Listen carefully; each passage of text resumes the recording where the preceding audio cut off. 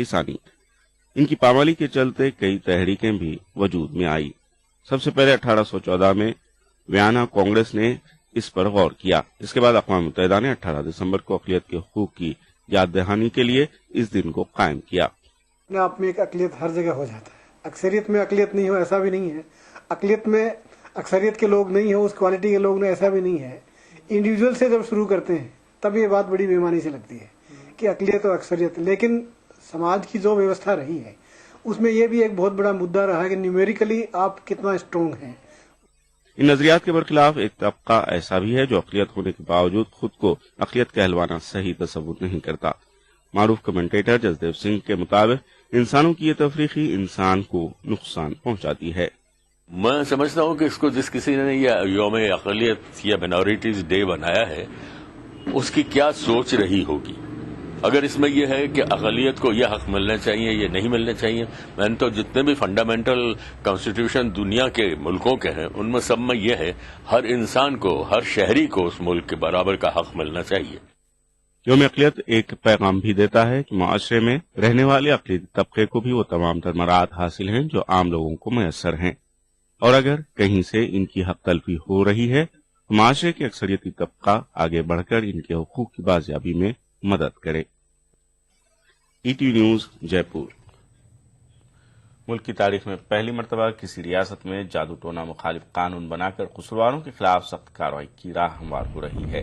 महाराष्ट्र विधानसभा में जादू टोना मुखालिफ बिल यानी तवहम परस्ती मुखालिफ बिल को मंजूर कर लिया गया है। अब यह बिल ऐवान बाला में पेश किया गया है। ऐवान बाला में भी बिल की मंजूरी के बाद इंसानी कुर्बानी के खिलाफ एक सख्त कानून बन जाएगा जो अंधी अकीदत के खात्मे में मददगार साबित हो सकता है।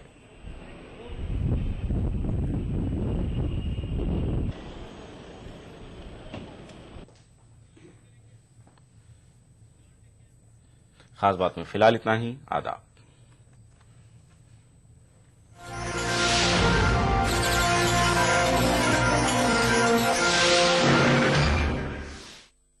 खास बात को पेश करने में ताउन किया Orchid Residency, where life comes alive. Shri ultra red oxide, Bharat का एकमात्र जंग रोधक सीमेंट।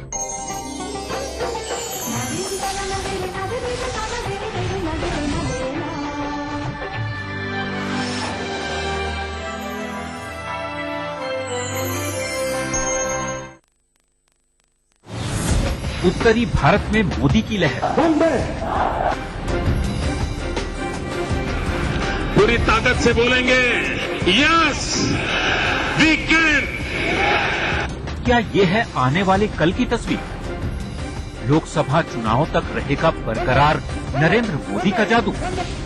देखिए मोदी का मिशन आज रात 9 बजे।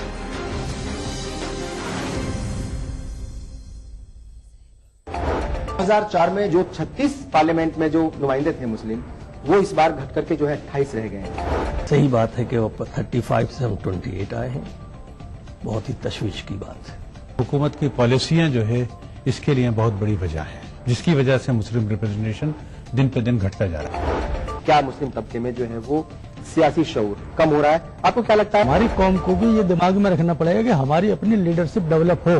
तो मुलायम सिंह यादव जी उनकी लीडरशिप कर रहे हैं, उनके नीचे कोई है क्या ऐसा चेहरा जिसको उन्होंने कभी ऊपर उठाया हो? लालू प्रसाद यादव जी ने कभी उठाया हो?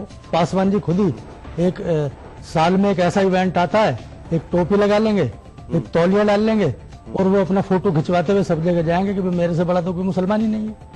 पार्लियामेंट और असेंबली में मुसलमानों की घटती तादाद पर देखिए प्रोग्राम हमारे मसाइल, जुमे की रात 8 बजे और इतवार दोपहर 2:30 बजे, सिर्फ ईटीवी उर्दू पर। ईटीवी उर्दू पर अगला प्रोग्राम। इस प्रोग्राम को पेश करने में ताउन कर रहे हैं बांगर सीमेंट, सस्ता नहीं सबसे अच्छा।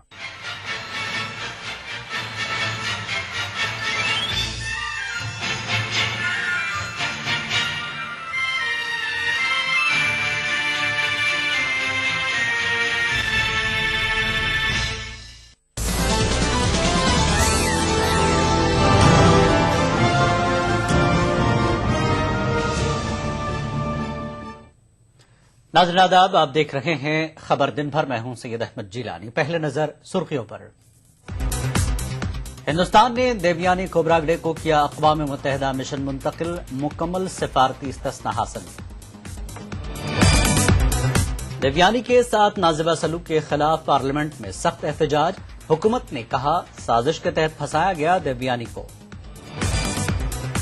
लोकपाल बिल लोकसभा में मंजूर, अन्ना हजारे ने किया अपना अनशन खत्म, अरकान पार्लियामेंट का अदा किया शुक्रिया। और पार्लियामेंट का इजलास गैर मुअय्यना मुद्दत के लिए मुलतवी, बीजेपी ने पार्लियामेंट का कीमती वक्त बर्बाद करने का हुकूमत पर लगाया इल्जाम।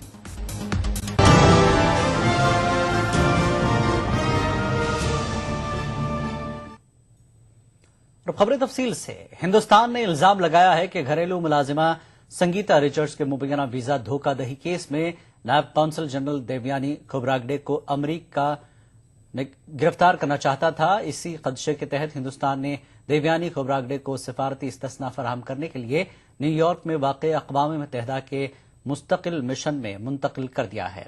अब देवयानी को मुकम्मल सिफारती इस्तिस्ना हासिल हो गया है।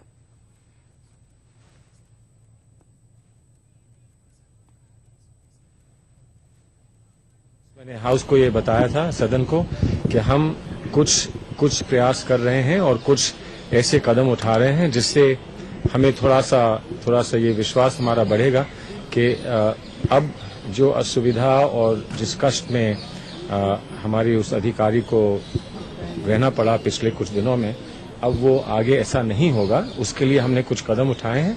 अब देखते हैं कि वो कितने कारगर रहते हैं। सर, कितने दिन तक? मैं टाइमलाइन है, मेरे पास टाइमलाइन नहीं है। लोकसभा में हिंदुस्तानी सफारतकार के साथ नाजिबा सलूक के खिलाफ सख्त एहतजाज किया गया।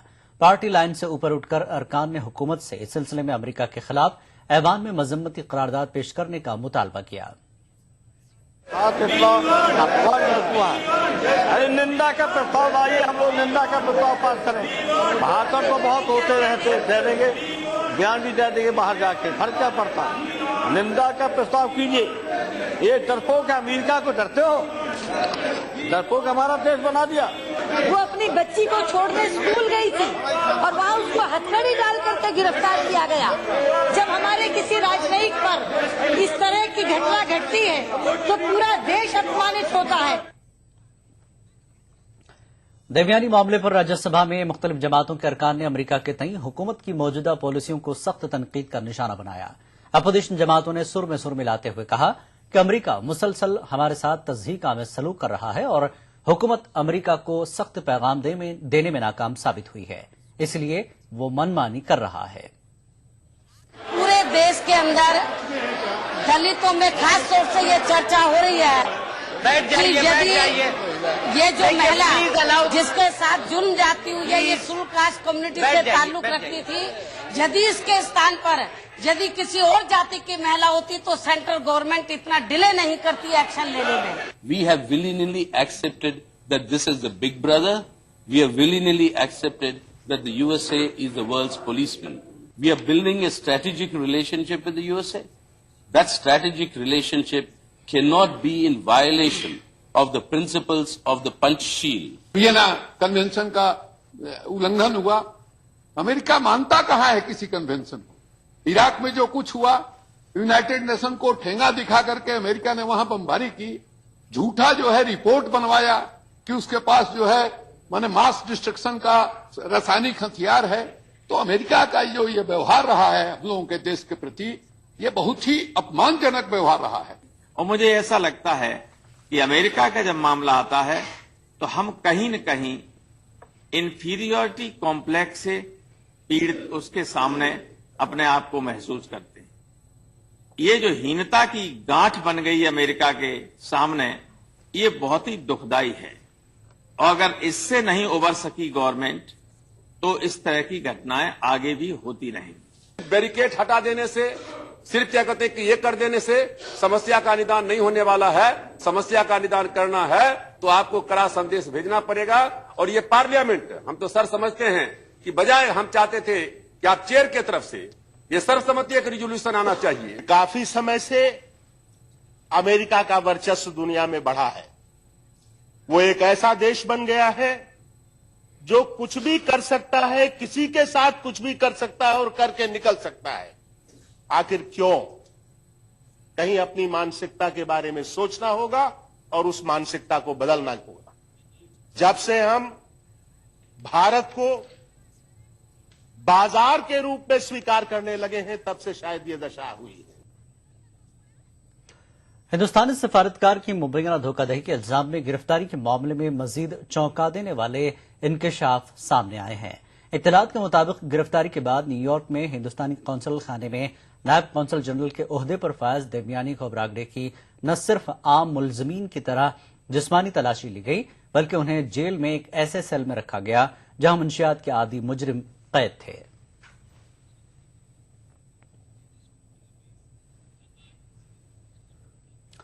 हिंदुस्तान ने कहा है कि वो वियना कन्वेंशन को नाफिज करने के लिए पूरी तरह कारबंद है। ताहम हिंदुस्तान ने दूसरे ममालिक से भी मुतालबा किया है कि वो इसको नाफिज करें। वजारत खारजा के तर्जुमान सैयद अकबरुद्दीन ने इस बात का यकीन दिलाया कि हिंदुस्तान में मौजूद तमाम सफारतकारों की सिक्योरिटी पर हुकूमत कोई समझौता नहीं कर रही है। Committed to implementing the Vienna Conventions. We understand our obligations and our rights under the Vienna Conventions, and we will implement them fully and also ask for their implementation fully. Let me assure you that there is no change in the security situation as regards any diplomats in India, including US diplomats. India is fully committed to ensuring the safety and security of all diplomats in Delhi and elsewhere. खबरों का सिलसिला जारी रहेगा एक break के बाद। देवभूमि के समग्र विकास के लिए उत्तराखंड सरकार की पहल। 5 वर्ष की सेवा पूरी कर चुके दैनिक संविदा कर्मियों के विनियमितीकरण का राज्य सरकार ने लिया फैसला। 14 दिसंबर 2013 कट ऑफ डेट तय होने से कर्मियों को मिलेगा सीधा लाभ। वर्ग 4 की जमीन पर अब लोगों को मिलेगा मालिकाना हक। वर्ग 4 की जमीन का अब हमको मिलेगा मालिकाना हक। इस फैसले का हम सम्मान करते हैं और सरकार का शुक्रिया अदा करते हैं। पूर्व सैनिकों के लिए सरकार ने राज्य में भवन कर को पूरी तरह किया माफ, तो सैनिक विधवाओं के आवास के लिए अनुन्वय 1 लाख की राशि बढ़ाकर की 2 लाख। ये बहुत अच्छा काम किया उन्होंने। कम से कम इस सरकार ने इस बार तो सैनिकों के बारे में कुछ सोचा और हम उनका धन्यवाद करते हैं। आंगनबाड़ी कार्यकर्तियों का मानदेय में फिर किया 1000 का इजाफा। पुलिस कर्मियों के लिए पौष्टिक आहार भत्ते में 20% की बढ़ोतरी का भी राज्य सरकार ने लिया फैसला। राज्य के विकास के लिए वचनबद्ध है उत्तराखंड सरकार। Builders, bankers, policy makers, real estate sector के स्टेक होल्डर्स की आवाज को देश के सामने लाएगा इंडिया के सबसे भरोसेमंद रियल एस्टेट अवार्ड्स का एक खास इनिशिएटिव, एक चार्टर जो दिखाएगा कि कैसे रियल एस्टेट सेक्टर देश, समाज और आम आदमी को तरक्की की एक नई दिशा दिखा रहा है और हर पल बना रहा है देश की इकोनॉमी और इंफ्रास्ट्रक्चर को और भी मजबूत। आरआर काबुल प्रेजेंट्स CNBC आवाज real estate awards 2013।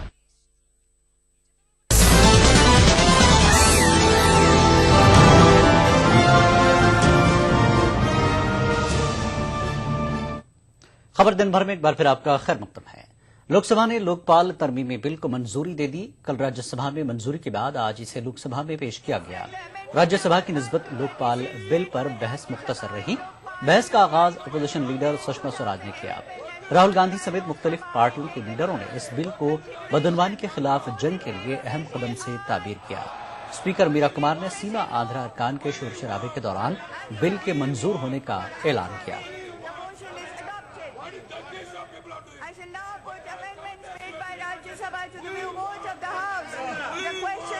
Amendment number 1 to 36, made by Rajya Sabha in the Lokpal and Lokayuk Bill 2011, as passed by Lok Sabha, be adopted. Those in favour may say aye. Those against may say no. I think the ayes have it. The ayes have it. Amendment numbers 1 to 36 are adopted. The minister may now move that the amendment made. Samajwadi party leader Mulayam Singh Yadav ने Lokpal bill की सख्त मुखालफत की। उन्होंने इसे मुल्क के लिए मुज़िर बताया। मुलायम ने कहा, बिल के कानून बन जाने के बाद सियासतदानों की मुश्किलें बढ़ जाएंगी। 10 साल पीछे की बात होगी। हम लोग जो जनप्रतिनिधि हैं, लाखों लोगों में वोट लेकर के आते हैं, तब इस लोकसभा में आ पाते हैं और एक दरोगा आकर के हमारे पीछे पड़ेगा। लोकतंत्र में जनप्रतिनिधि सर्वोच्च होता है अध्यक्ष महोदय, ये भूल गए। जनप्रतिनिधि लोकतंत्र में सर्वोच्च होता है, उस सर्वोच्च जनप्रतिनिधि के पीछे ये लगाए जा रहे, इसके बाद हम सब लोग बेईमान रखें। लोकसभा में लोकपाल बिल के मंजूर होते ही रालीगंज सिद्धि में खुशी की लहर दौड़ गई। गुज़श्ता 9 रोज से लोकपाल बिल के हक में भूख हड़ताल पर बैठे अन्ना हजारे और उनके साथी टेलीविजन पर लोकसभा की कार्रवाई देख रहे थे। बिल के मंजूर होते ही वहां मौजूद लोगों ने अन्ना हजारे जिंदाबाद के नारे लगाते हुए तिरंगा लहराना शुरू कर दिया। अपने वादे के मुताबिक अन्ना हजारे ने अनशन खत्म किया, उन्हें स्कूली बच्चों ने शरबत पिलाया।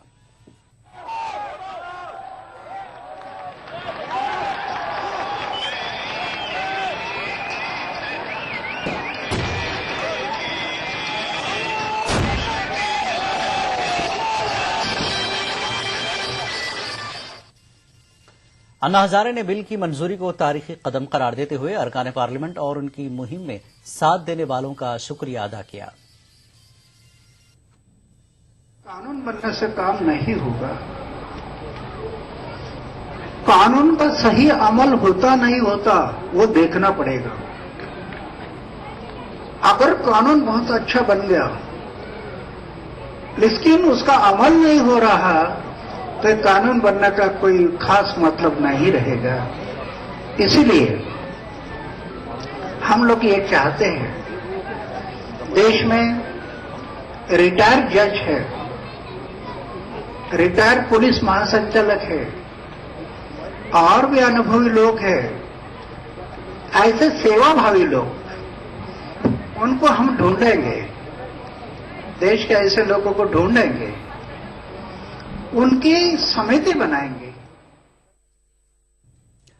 पार्लियामेंट का इजलास आज गैर मुअय्यना मुद्दत के लिए मुलतवी कर दिया गया। बीजेपी ने इल्जाम लगाया कि हुकूमत ने ऐवान में शोर शराबा करके पार्लियामेंट का कीमती इजलास बर्बाद कर दिया।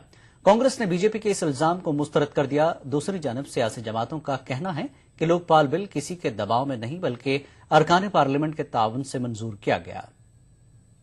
कांग्रेस और उनके सहयोगी समर्थक दलों के व्यवधान के कारण अपना बिजनेस नहीं कर पाया, ये लोकतंत्र का बहुत बड़ा डिफीट है।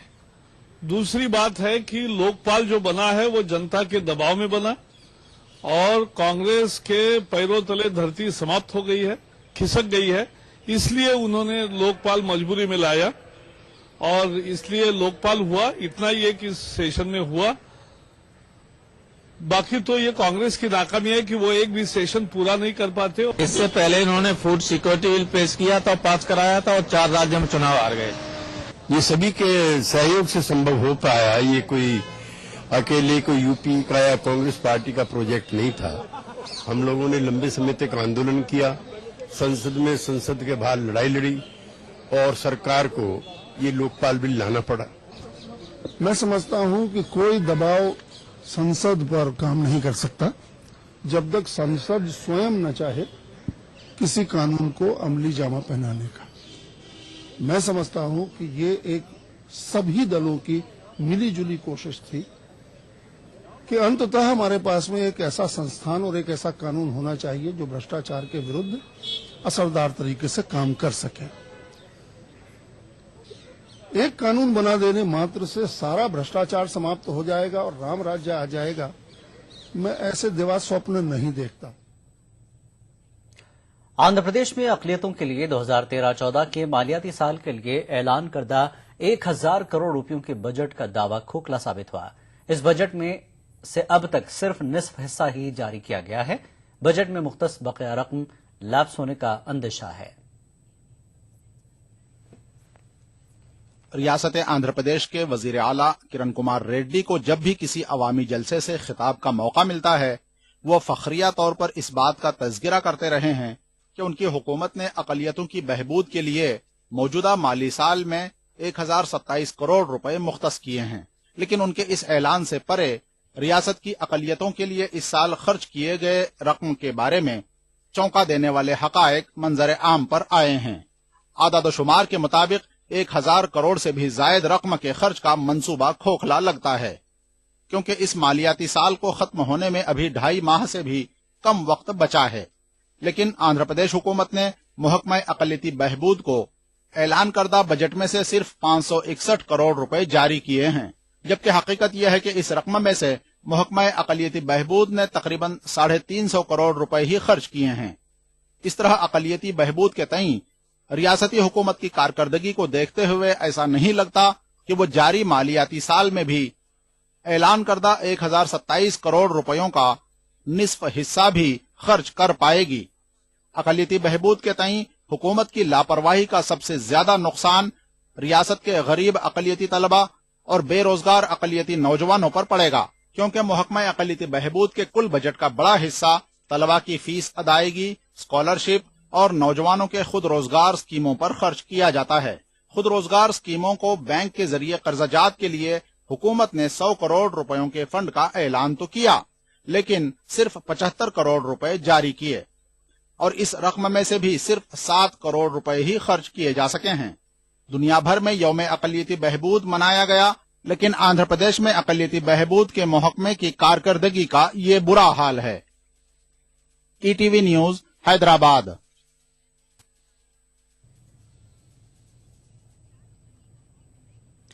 आंध्र प्रदेश के महकमे अक़लियती बहबूद के स्पेशल सेक्रेटरी मोहम्मद उमर जलील का कहना है कि हुकूमत ने महकमे अक़लियती बहबूद के लिए अब तक 476 करोड़ रुपए जारी किए, जबकि मजीद 600 करोड़ रुपए का फंड महकमे अक़लियती बहबूद के लिए जल्द ही जारी किया जाएगा।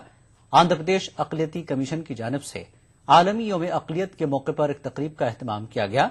इस तकरीब में शिरकत के बाद मोहम्मद उमर जलील ने कहा कि स्कॉलरशिप और दीगर स्कीमात के लिए 310 करोड़ रुपए जारी किए गए, ताहम दरख्वास्त गुजारों की कमी की वजह से अब तक सिर्फ 110 करोड़ रुपए का इस्तेमाल हो पाया।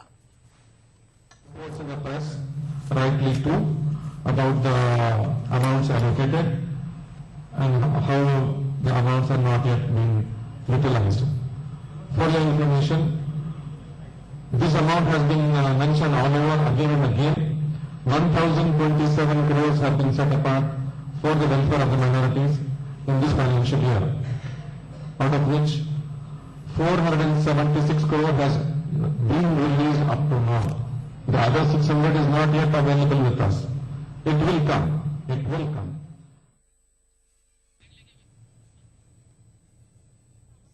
और वक्त है एक ब्रेक का। ब्रेक के बाद फिर लौटेंगे। 2004 में जो 36 पार्लियामेंट में जो नुमाइंदे थे मुस्लिम, वो इस बार घट करके जो है 28 रह गए हैं। सही बात है कि 35 से हम 28 आए हैं। बहुत ही तशवीश की बात है। हुकूमत की पॉलिसियां जो है इसके लिए बहुत बड़ी वजह है, जिसकी वजह से मुस्लिम रिप्रेजेंटेशन दिन पर दिन घटता जा रहा है। क्या मुस्लिम तबके में जो है वो सियासी शऊर कम हो रहा है? आपको क्या लगता है? हमारी कौम को भी ये दिमाग में रखना पड़ेगा कि हमारी अपनी लीडरशिप डेवलप हो। तो मुलायम सिंह यादव जी उनकी लीडरशिप कर रहे हैं, उनके नीचे कोई है क्या ऐसा चेहरा जिसको उन्होंने कभी ऊपर उठाया हो? लालू प्रसाद यादव जी ने कभी उठाया हो? पासवान जी खुद ही एक साल में एक ऐसा इवेंट आता है, एक टोपी लगा लेंगे, एक तौलिया डाल लेंगे और वो अपना फोटो खिंचवाते हुए सब जगह जाएंगे कि मेरे से बड़ा तो कोई मुसलमान ही नहीं है।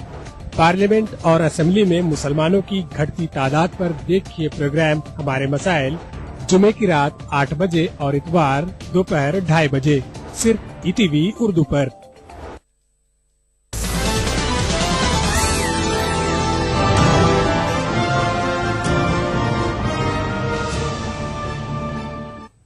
खबर दिन भर में एक बार फिर आपका खैर मकदम है।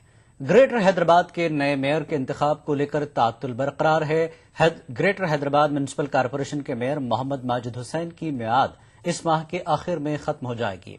नए मेयर के इंतखाब पर कांग्रेस और मजलिस इत्तेहादुल मुस्लिमीन खामोश है। ग्रेटर हैदराबाद के लिए नए मेयर के इंतखाब के लिए सरगर्मियों का आगाज नहीं हो पाया है। जीएचएमसी के मौजूदा मेयर मोहम्मद माजिद हुसैन अपनी 2 साला मियाद जल्द ही मुकम्मल कर लेंगे। 2009 में जीएचएमसी इंतखाबात के बाद कांग्रेस और मजलिस इत्तेहादुल मुस्लिमीन के दरमियान एक मुआहिदा करार पाया था।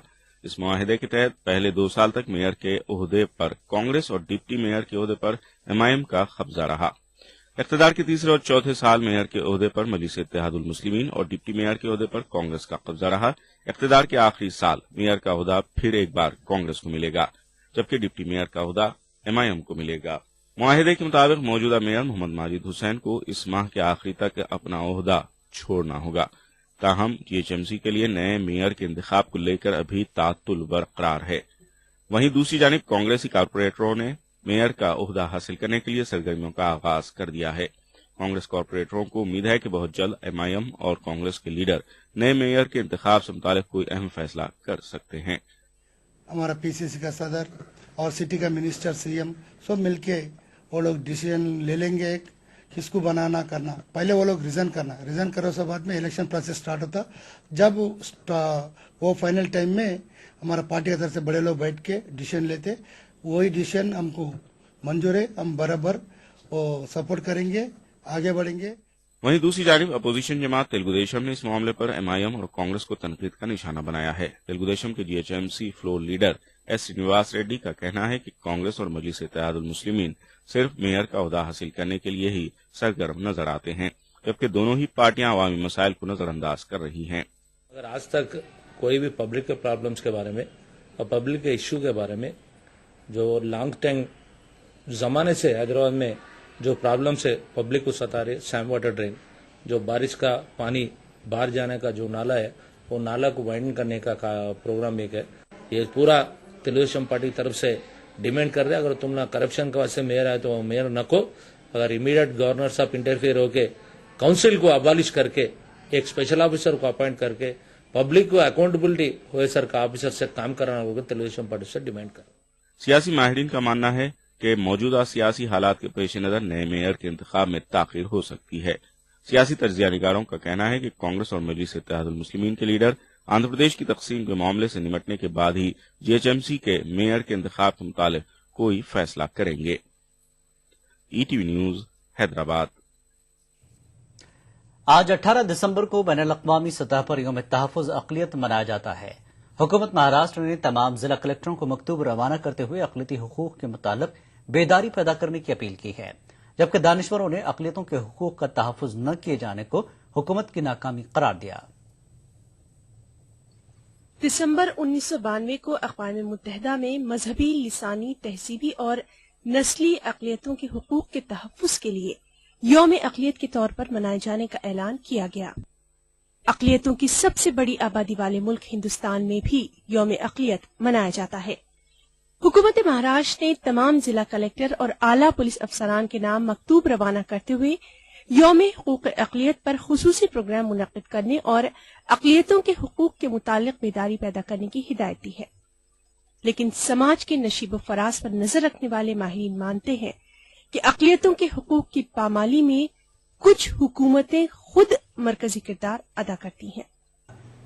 पुलिस महकमे के ताल्लुक से सबसे ज्यादा शिकायतें इसलिए आती है कि बहुत ज्यादा तादाद में लोग अपने ऊपर होने वाले जुल्म के ताल्लुक से पुलिस महकमे के पास जाते रहते हैं और वहां पर सरकारी अफसर, पुलिस अफसर उनकी मदद करने के वक्त में पूरी तसल्ली नहीं हो पाती है जो अपनी शिकायत करने के लिए जाते। अक़लियतों के हुकूक की सबसे ज्यादा पामाली फसादात में होती है और फसादात की बात करें तो इस मामले में अब तक उत्तर प्रदेश सबसे बदतरीन रियासत साबित हुआ। 2013 में यूपी में 500 के करीब तशद्दुद और फसादात के छोटे बड़े वाकयात रोज़ाना हुए। इनमें 95 से ज्यादा अफराद हलाक हुए। मुजफ्फरनगर के हालिया फसाद अक़लियतों के हुकूक की पामाली की जिंदा मिसाल है। अक़लियतों के तहफ़्फ़ुज़ के मुतालिक रियासत महाराष्ट्र भी नाकाम ही साबित हुई है। महमूदुर रहमान कमेटी की रिपोर्ट के मुताबिक रियासत महाराष्ट्र में 1998 से 2008 तक यानी 11 साल के अरसे में 1192 फसादात हुए, जो कि मुल्क की किसी भी रियासत में सबसे ज्यादा है। 2010 में 117 तशद्दुद और फसादात के छोटे बड़े वाकयात में 16 अफराद हलाक हुए। 2013 में 64 फसादात के वाकयात में 11 अफराद हलाक हुए। माहिरीन का मानना है कि अक़लियती तबकों को अपने हुकूक की बाजियाबी और तहफ़्फ़ुज़ के लिए दस्तूर हिंद की रोशनी में अमली इक़दामात करने चाहिए। हमारी जो फलाही और समाजी तंजीमें हैं, इनको आगे बढ़ के हमारे मसाइल को उसका हल ढूंढना पड़ेगा। हमारे मसाइल का हल कोई और दूसरा नहीं कर पाएगा। हम बेदार करेंगे लोगों को और हम इलेक्शन के जरिए इनको जगाएंगे, नहीं जागेंगे तो हम इनका बाइकाट करेंगे, इनको वोट नहीं देंगे। हम कांग्रेस के बंधुआ नहीं है और न हमको मोदी का डर है। हम तो